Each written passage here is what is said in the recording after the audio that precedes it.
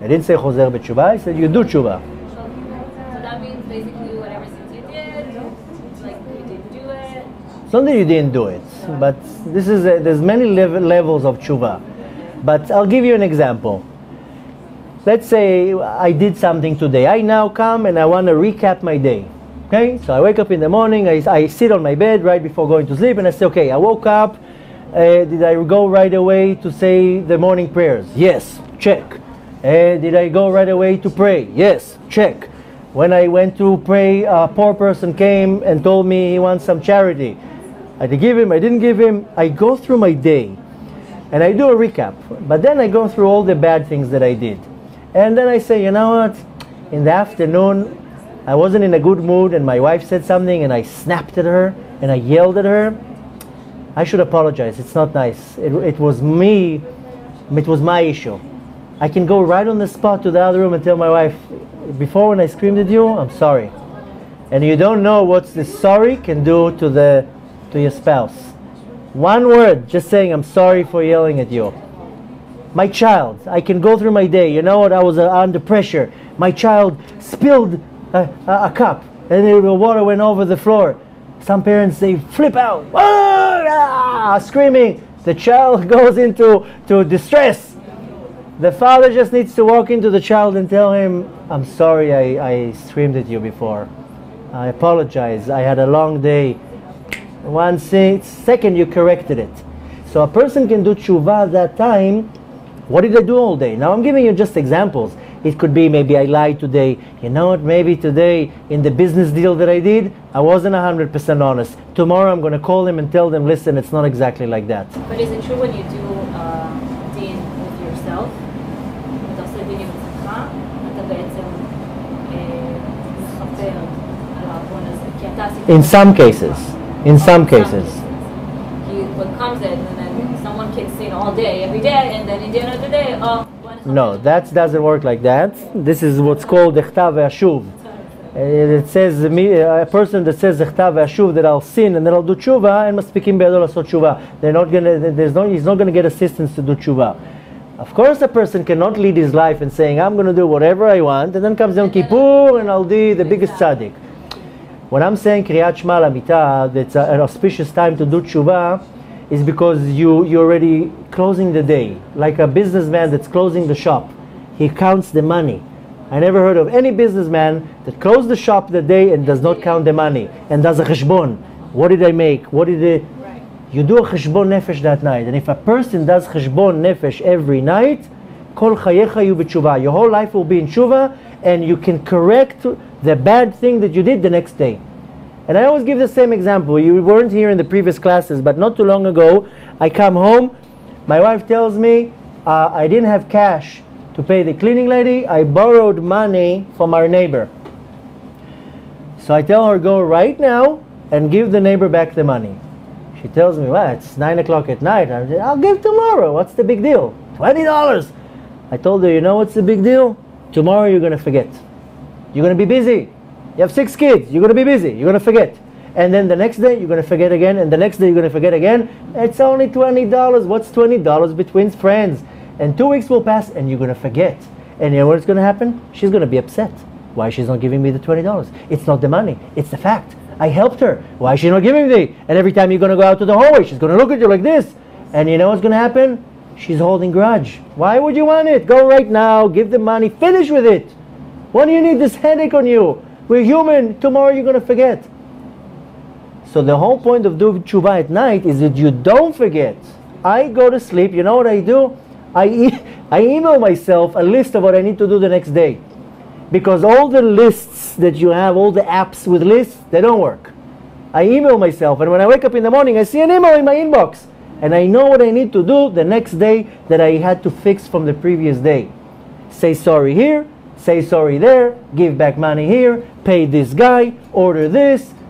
Now the thing is that we are human. Things come out of our mouth, a curse, a yell, a lie, a reaction. We're not perfect. But you know when you become perfect? When you understand what you did and you correct it.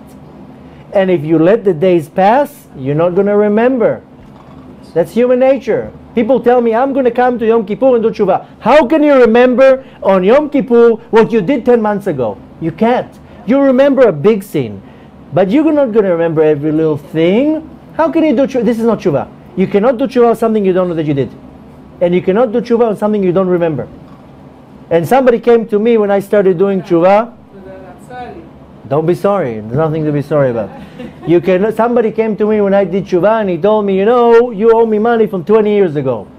I'm sorry, I don't know. I didn't remember. How much do I owe you? Tell me. Let's finish it. Do you think I remember what I did 15 years ago? That's why about tshuva is not an easy thing, because you have to start digging in your past. But if you're smart and you live your life in tshuva, then every time you say Kriyat Shema al Amita, you clean all these klipot. When I lie, if I go through a day and I said 5 lies, then every time I say a lie, I put on myself a klipa right away. I create a klipa, a negative entity that covers my soul right away. Second thing I do, I bring this din, what I said before, this judgment on me. I'm suffocating an organ. From something simple, lying, just telling a person, why were you late? Don't ask, there was traffic. There wasn't traffic, you just woke up late. You're allowed to lie if it's to save a person, latzil nefesh. There's certain times you're allowed to lie. But I'll tell you this, that when one time, I said it in the last class, but a lot of you were not here. One time I came back from Yom Kippur and came the Motzei Chag, and I come home from shul, and I sit with my wife. How was your day? How was your day? No, what achlatot you made for this year? How do they call it in English? Not decisions. How do they? No, not. You know, when you take on yourself a good decision, they call it, I don't know, resolution. So, New Year's resolution. So I tell my wife, what's your resolution? So she tells me it's hide resolution. So anyways, I told her, she tells me, and I tell her, she tells me, what did you decide this year to refine yourself? And I tell her, I decided to stop lying. She tells me, you lie? You don't lie. I told her, oh yes, I do. You know what? Because every time you don't say the truth is a lie. And if I'm late to a meeting, and somebody tells me, why were you late? I told you to come at 8:30. If I tell them, oh, you know, Nas, there was a car accident on the 405, I was stuck there, don't say you woke up late. That's a lie. So we lie all the time. And you know who you lie to the most? Yourself. So I told my wife, that's it. I'm starting to not lie. One time when I went to a certain yeshiva and I overheard a conversation, and this one guy came to the Rav and he told him, how many fasts do I need to do for this and how many fasts I need to do for that? And he was asking how many times he needs to fast to rectify certain things that he did. I overheard that rabbi telling him, don't lie for a whole week. That's like 1,000 fasts. You don't need to fast. Just don't lie for a whole week. Let's see you not lying for a whole week. People don't understand how bad lying is. I'm not talking about severe lying. I'm talking about if you make an account a whole day, how you conduct your day, every person will see that they lie a couple times a day, and most of us lie a lot, and a lot of the times it's big lies. So if a person works on himself not to lie, that's a very high level of serving Hashem.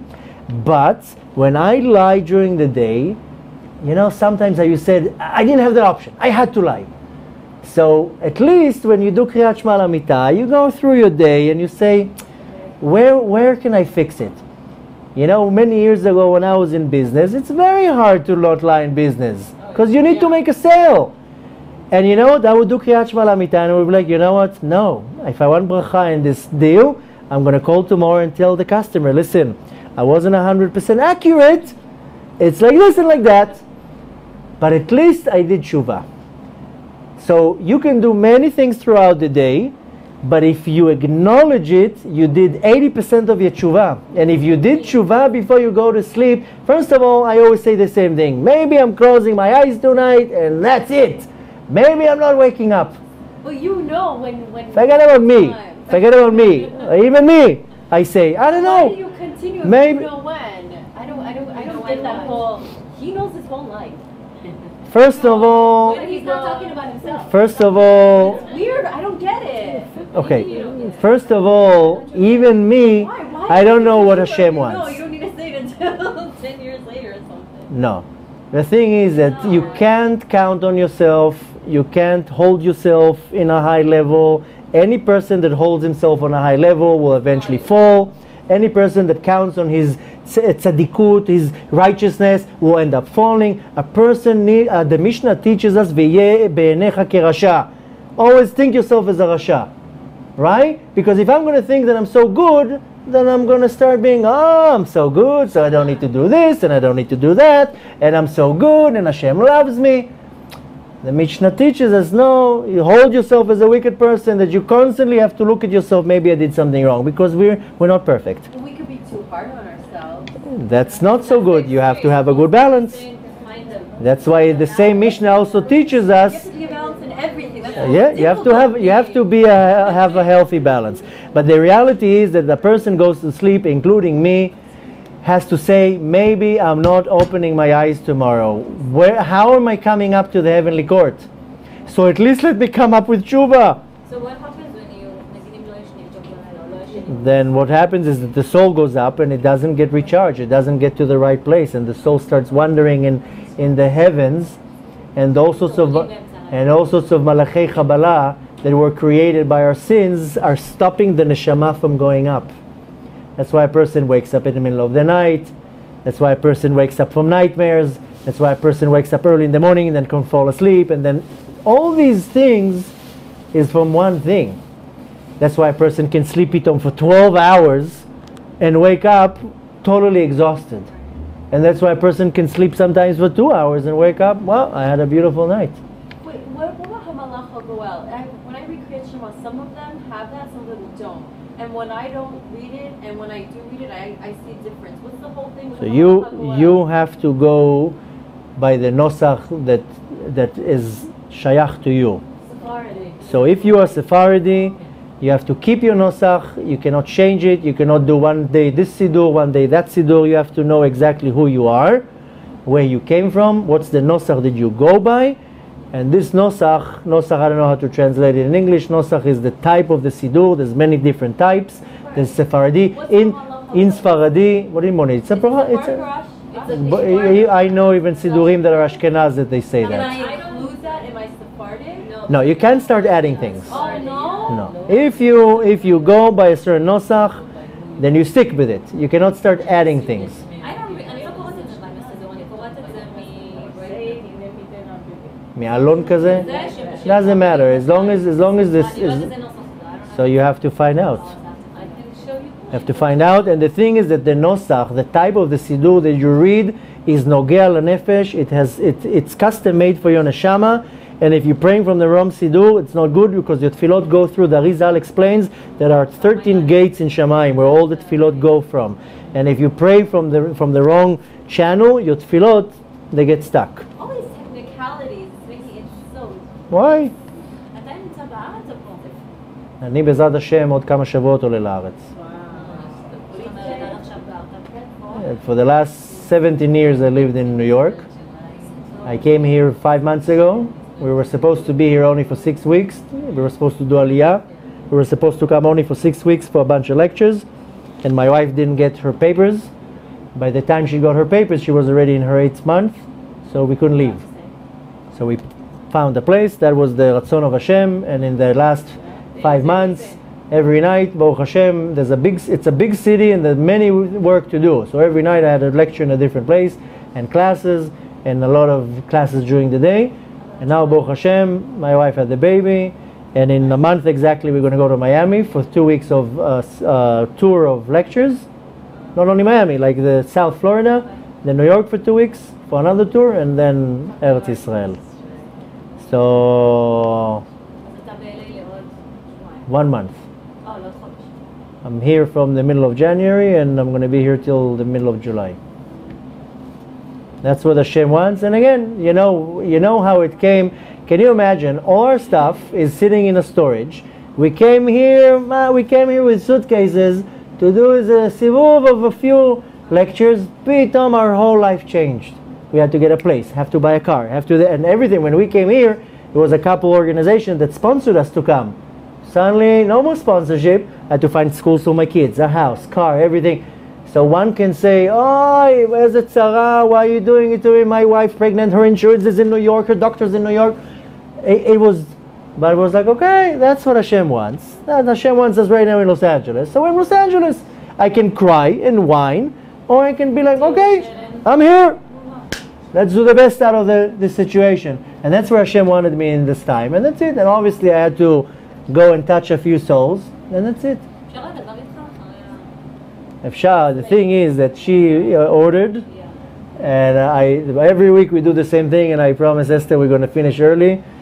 So maybe we can do it, if you don't mind, outside. Oh, yeah.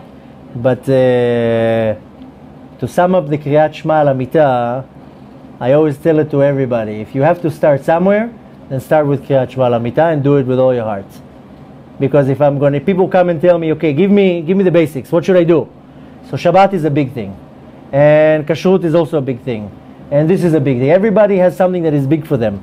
Some people it's not big. Some people say, Shabbat, I love Shabbat. Some people tell me Kashrut, it's the easiest thing.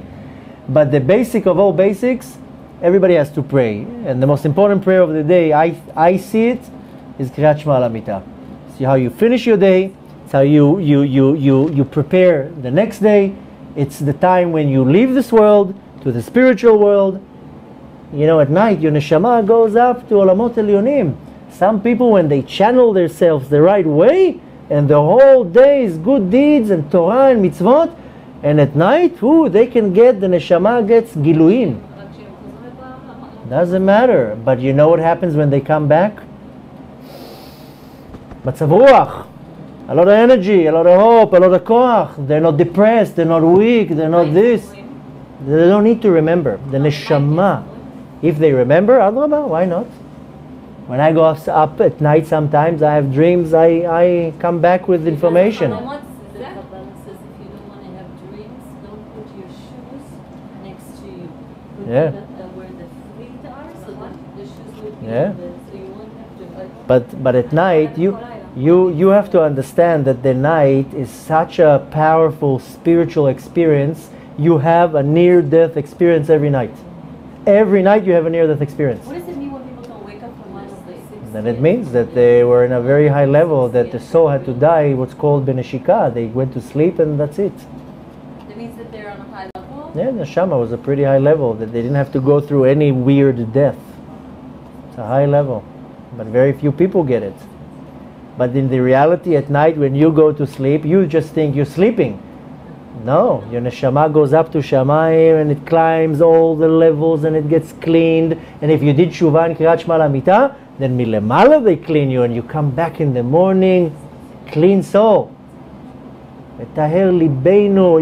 If you just look, you read, obviously you speak Hebrew, read the text of Kriyat Shema al Hamita, you're like, okay, I got the point. I'm putting myself into at the end of the day, you go take a shower. Why? Because you sweat.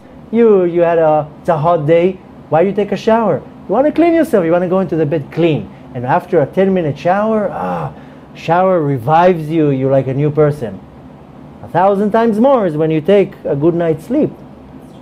So if you prepare your sleep the right way, the body is protected, the soul is protected, the soul goes up to the right place, it gets recharged. When it comes back, it has powers to deal with the world. It doesn't remember what was revealed to it, but you wake up in the morning with good energy. If they remember, then Adrabah. But how you know another reason where your soul was in Shamayim? If you wake up with a good mood. If you wake up with a good mood, you know your soul was in a good place in Shamayim. How many times you woke up in the morning like heavy like a rock? And how many times you woke up in the morning in a good mood? You were singing, dancing, singing in the shower. If you wake up in a good mood, must be that at night your neshama went to a good place. It was cleaned, it was recharged, it saw things, it got some giluim. So the Kriyat Shema al Hamita is a very, very important prayer. Go to my website. There's a whole 2-hour class about Kriyat Shema Lamita. I'm just touching a few points on it. No, in the 2-hour class, but it at least gives you the perspective of how important is to seal your day with the right connection. So if you have to take something out of this class, is to say Kriyat Shema Lamita, and it's not the easy thing. I confess. Sometimes I come home at 3 o'clock in the morning from a lecture. It's hard to say Kriyat Shema Lamita. After a certain hour, after 12 o'clock? Kriyat Shema Lamita, you can say even Kriyat Shema Lamita, the Arik Zal calls it a tikkun. When I first became religious, and sometimes I would miss Kriyat Shema Lamita, my rabbi told me, Tagid Kriyat Shema baboker afilu, it's a tikkun. There's no brachot, you don't say a bracha. Yeah. Well, if you know how to read it. If you read, some people it takes them a long time. If you read the whole thing, I think it could take a good 10 minutes. If you zoom through it, then you may be missing some words. You kind of want to understand what you're reading. Because when you understand what you're reading, then you actually internalize it. And if you don't understand but you're reading it, then better to understand. So if you don't understand, then you start by only saying Kriyat Shema in Hebrew, and the rest you do in English. And you want to make it your business to understand. So every day you learn one verse to understand, and then you read it in Hebrew. Better to read it in Hebrew, because you're actually moving your lips, you create things with the letters in Hebrew. So you want to know the Pirush HaMilot, you want to understand what you're saying. And the same way that if now I would offer you a job that you get $1 million, but you have to go through a 3-month course to learn the product, you would do it. So same thing here, you want to be in Hashem's army, you do a course, you learn the basics. So it's an important thing, and from 24 hours a day, so you 15 minutes less on Facebook or whatever, and you do something good for you. And the thing is that this is what I tell people who are not necessarily religious or keep Torah and mitzvot, but I tell them, you want to be smart, don't be fanatic, don't grow 2 meter a beard, and don't be fanatic. You don't have to be fanatic, but be smart. So if you want to lead a good, healthy life, then take this 10 minutes a day. I guarantee you, your mind will be sharp. Your mind will be focused. You're not going it's good to... that you're telling me that, because I would say Shema, but I never went through the whole thing. But now I'm going to... Yeah. What it does, it keeps your mind and your spirit and your nefesh clean. So that's why I said before, I believe all the problems of depression and anxieties and all these things, just because of that. It comes from a spiritual place. 1 out of 1,000,000 will be depressed because the girlfriend dumped him. Oh, yeah. Okay. But depression that people get is not normal. How much people are here on all sorts of pills and depression pills. That's not a normal thing. Because this is the problem, what I said before, with medicine in our generation. They don't give a cure, they numb it. They shut you down. But the reality is that why do people in our generation get so mentally sick? Because the amount of impurity in the world affects the people. It hits the mind. The impurity, the tuma, hits mainly the mind, the sechel, the nefesh, the sechel, the spiritual things. That's why, if you look in history books, I can assure you that 100 years ago, people were not depressed. They're strong people. They dealt with problems. They didn't whine over every little thing. They were in nature.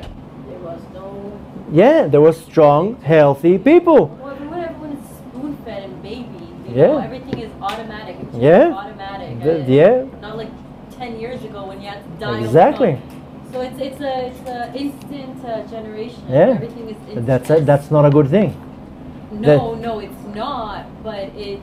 But, if you but take the. Not, but that's not. That's like more a generational thing. So how can we say people are different? Because. People get frustrated. They don't get things instantly because they're used to getting things instantly. But the thing is like this. Spiritual. Anything in the modern world can be used for a good thing and for a bad thing. If you take all the modern things and you use it for a positive thing, then it doesn't affect you in a negative way. If you use it for a negative thing, then it will affect you in a negative way. And that's what's happening in our generation. Take the internet. The internet is a wonderful tool. It's an unbelievable tool. It can be used to a positive thing. I take now this video, I put it on YouTube, 10,000 people see this class. Internet, unbelievable. People in Australia, South America, they see my class. I use the tool to a positive thing. I can take this tool and totally use it to destroy the world. Same thing with the phone, same thing with anything. So this generation, they merited to get technology, but how do you use it? Do you use it for good or you use it for bad? We have such technology in medicine, how come more people get more sick and more sick and more sick? Yeah, of course. Of course it's a conspiracy, because the pharmaceutical companies and all the government, everything is corrupt. They want people to be sick. Exactly. Of course, we know that. So you can take the technology that we have and cure people, but unfortunately people take the technology that we have to kill people. There's So- a cure for everything. They're just don't release it Yeah. to the market because they want to. There's not a cure for everything. For almost everything there's a cure. Almost everything. See, he could like a pill cure. Pill is not a cure for anything. Not a pill. Pills are not cure for anything. I'm going to tell you something completely off the subject, but my wife is like a health guru. Okay? Now she has a best friend that she's a health guru in a different department. There's a certain clinic that they cure people from cancer. Pure, it's 100%. They cure them. This clinic is illegal in America. Their clinic is in Mexico. Oh, I heard about this. The Gerson Clinic. Yeah, they don't. They cure people from cancer. This is illegal in this country. They shut them down. They don't. They. Went to Mexico. They had cure for cancer years ago. Now, why is it illegal? Because the government doesn't want to cure people. But if it really did cure cancer, don't you think more people would know about it? How could they hide No, it? because No. people are brainwashed by everything here. Marketing, First of all, to start with, cancer can be prevented. 90% of cancer cases can be prevented by not doing certain things. Don't eat all the food coloring. Don't eat processed food. Don't eat from a microwave. Don't sleep with your phone like this.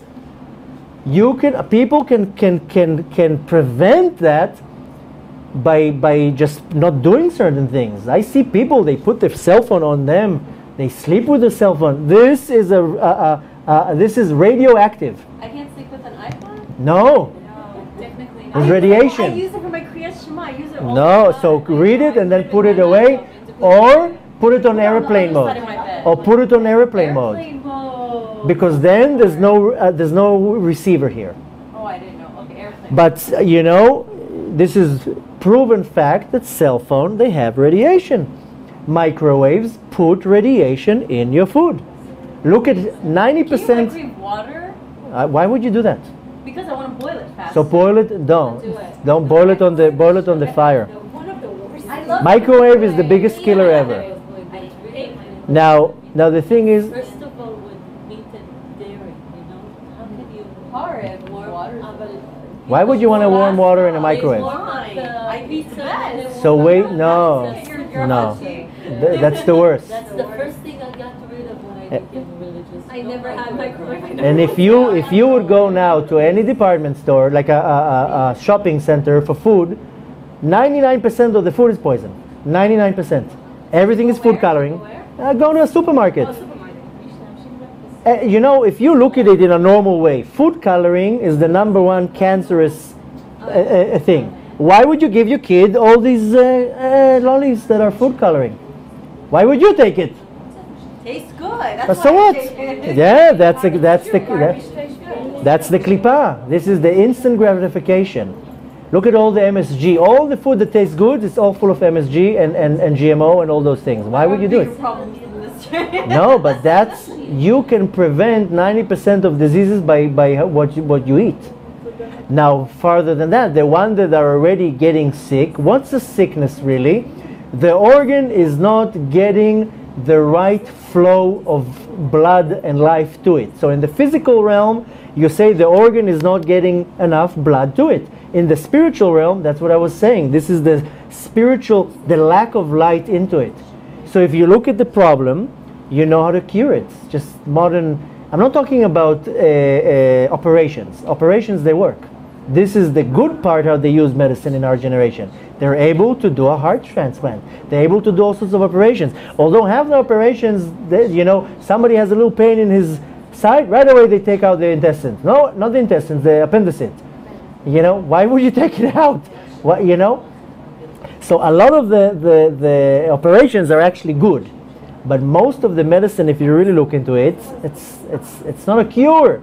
Why do people take Tylenol when they have a headache? It's not a cure.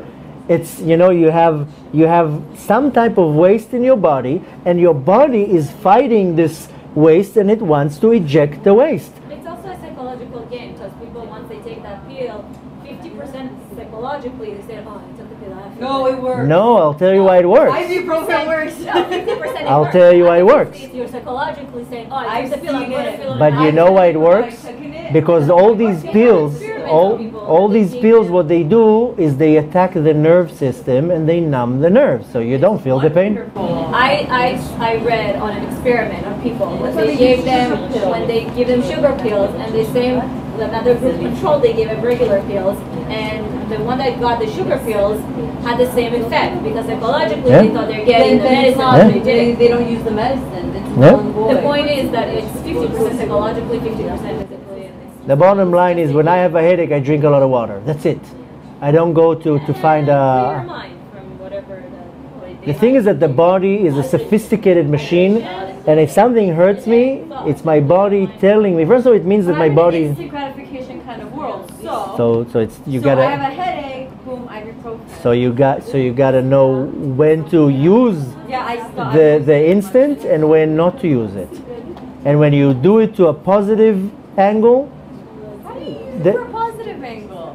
When you want instant gratification, I need to email right now something important, then I use technology for something positive. But I can use it for something very negative. Oh, yeah. Like So anything you can use for something good and something bad. It's very, very simple. And I'm looking at things in technology. You know when Mashiach is going to come? What we have now is nothing compared to the technology we're going to have when Mashiach is going to come. What do you mean technology? Like Actual technology. Now if you look you now... met Mashiach. I didn't meet Mashiach. If you look now 5 years back, if you look 5 years back, no GPS, no smartphone, no Skype, no nothing. And we managed. Forget about manage. I'm just saying the jump we had. I'm not from this generation. Look at the jump we had from 5 years ago to now.